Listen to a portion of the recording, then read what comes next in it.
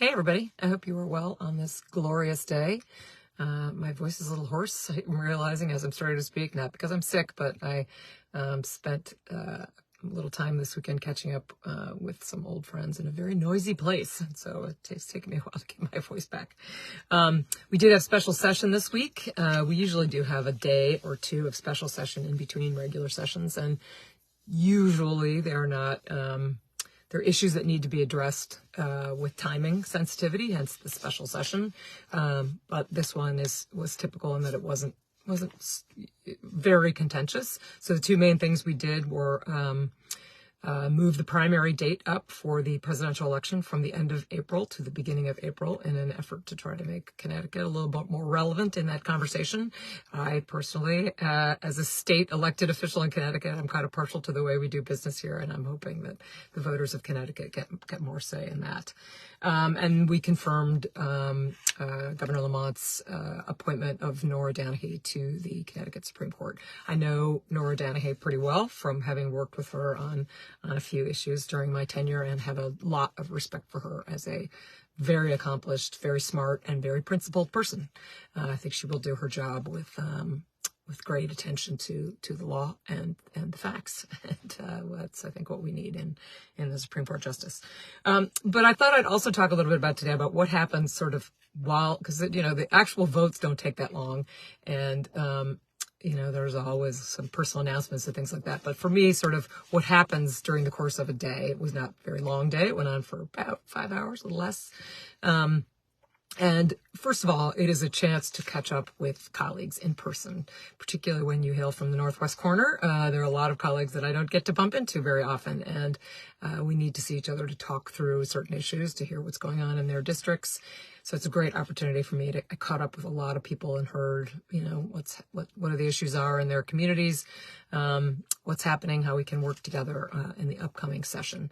That is, I've spoken, I hope, with frequency about the collegiality and the collaborativeness of the Connecticut legislature, and that's built on those kinds of relationships that you build up. So it's a real opportunity to do that. It's also an opportunity to discuss, for example, I am, as the chair of the Finance Committee, I sit on the Bond Commission, and we will have a meeting next month.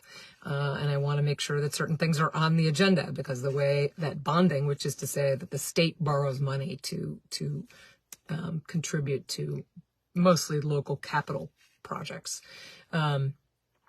And we pass a bond bill, we the legislature, but it is up to the governor to decide what to actually fund. And so that's the Bond Commission, and the Bond Commission is dominated by gubernatorial appointments, but they do speak with us. And so a lot of conversation about what will appear on that agenda, among other things, funding for new voting machines. And that is critically important, as I have lived through the failure of voting machines on when it was raining outside and the wet ballots really mucked up the works and made the results come in quite late on one of my elections.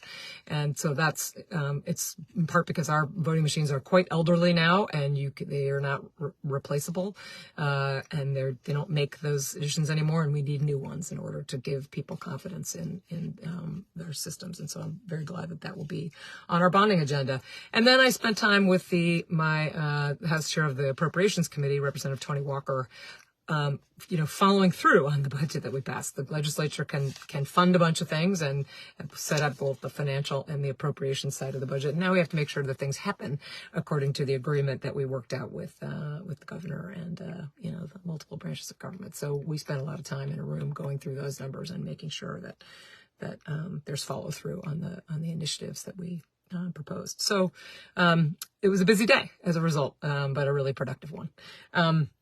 There are a bunch of new laws going into effect on October 1st. I'll put that in the newsletter. And in another bit of fiscal good news, Connecticut will contribute another $1.3 billion to its pension debt this year, which is so dramatically different than when I was first elected. We have, over the last 4 years, contributed about $7.7 billion towards the pension debt. There's still outstanding debt. We still have work to do, but it is a big step in the right direction. So I'm proud that we have been able to do that. Lots of other things coming up over the weekend. I'll put more information in my newsletter, and I hope you have a great weekend and enjoy this beautiful evening.